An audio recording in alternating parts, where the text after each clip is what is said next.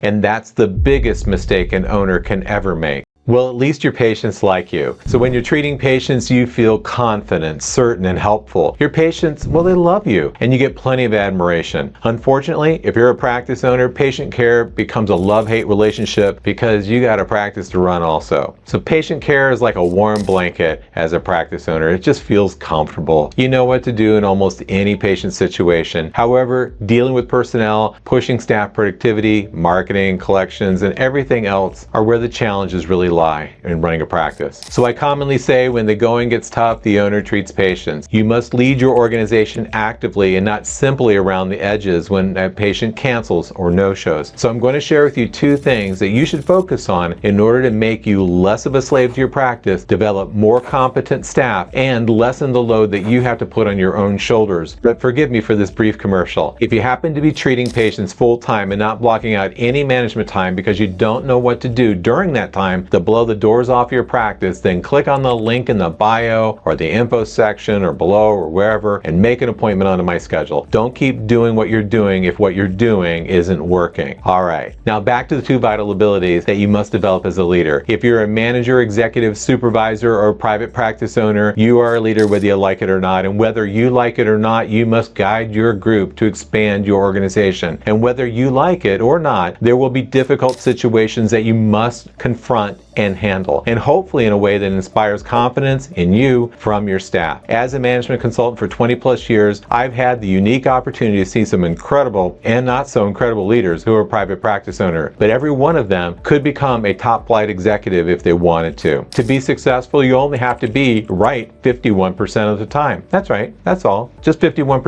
of the time. You really don't have to be much more right than that to really make it. Fortunately, the more correct you are in your actions, decisions, policies, directives, and programs, the more agreement you're going to get from your group. Some people, one might say, are a natural born leader. I believe a natural born leader is someone who is right more than 51% of the time, but even more importantly, they're unafraid and willing to be wrong 49% of the time. So you must be willing to make the difficult decisions organization when you're planning, administrating, and delving out justice within your group. If you are fair and effective, your group will respect you for making the call and will be more likely to support you in all the future decisions that you make as a leader. As a leader, you put pressure on your group to do more and to do it more efficiently by setting tough but real targets for the team and insist that they make it. It enhances your group's survival and your survival as well. Yep, that's right. We're talking about survival here. So let's draw out a series of circles. In the center circle is you. This is where you look at your practice and how it enhances your own personal survival. Are you making enough money without becoming a slave to your practice? In the next circle, just outside the one that contains you, we can identify as being your family. When we look at the family circle, we might consider if your practice is helping you enjoy your time with your family without the work stress leaning in. And sometimes having enough money and free time just might make a difference in helping your family survive even better. Now the next circle that's outside of the family would be your staff. They will likely have similar goals that you have, such as making enough money to survive well, being in a constructive work environment, and having growth opportunities. And the final circle would be the family of your employees. How are they doing? Do your employees come home carrying stress and bring it into their household? Are you creating enough of a future for your employees so they can see through your leadership efforts a strong potential for improvement in their family's survival through their employment with you? You see, doing well, surviving well needs to include you, your family, your staff, and their family. The game gets bigger, much bigger, when you look at it this way. Yeah?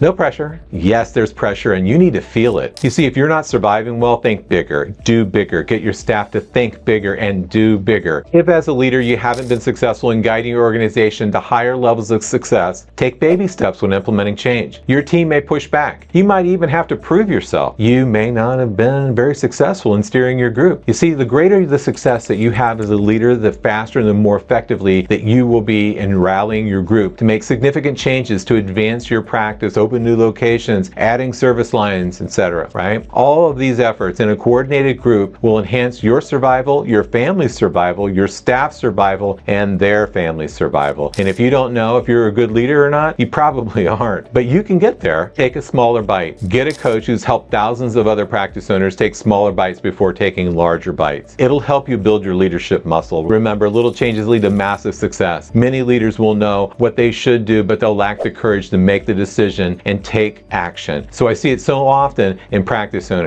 and I've been there as well. The owner may see what needs to be done to expand the organization or handle a particular staff member or situation, but chooses to do something else that doesn't work. In this case, the owner chose to do something easier to face, something easier to confront, and this choice, in essence, makes the owner do the wrong thing. So he's no longer in the 51% right category. He's now at least 49% wrong. A real leader is one who does the right thing for the group, even when it doesn't win a popularity contest. We find in a less courageous leader an inability to issue an order, and probably more importantly, the lack of the ability to get compliance to that order. So there are two vital abilities that any leader must possess, and that is the ability to give an order and making sure that it gets executed. What if you were able to face things in your organization without flinching or avoiding? If you were able to make tough decisions and know with certainty that you're at least 51% correct in your decisions? If you were able to get others to get the work done and enforce compliance to your orders, you would become significantly more successful and you would sleep much better at night. See, bad leaders don't sleep well. I'll tell you what I mean. Let's say you're trying to solve a problem, but the solution, however simple, is difficult to face. It may require the termination of a staff member. It may require changing how you've always done things. There could be a strong possibility that you'll upset someone, or perhaps everyone. So you decide while lying there in bed trying to figure it out that you don't want to do that. So you chose to do something else. You chose something less right and more wrong. And when it doesn't turn out exactly the way you want it to, you look at this, and although you might feel frustrated, you apathetically will write this off as experience. What I have to say to you is, don't be that guy. The giving and enforcing of orders are the key ingredients to being a good leader. If you are confident in your decisions to guide your group and can lay out a plan that others can agree with, and you can get others to get implemented, then you are the leader of your group. Imagine how much your life would change if you as a leader were able to get others to get things done. However, you may feel like your orders are written on the back of a boomerang, that you routinely have to follow up on every order that you submit, and you commonly have to handle it yourself anyway. Then if that's the case, then you need our help. So click on the link and set up a time to chat. I can guarantee that you'll be more than 51% right in making that decision. I'll see you soon.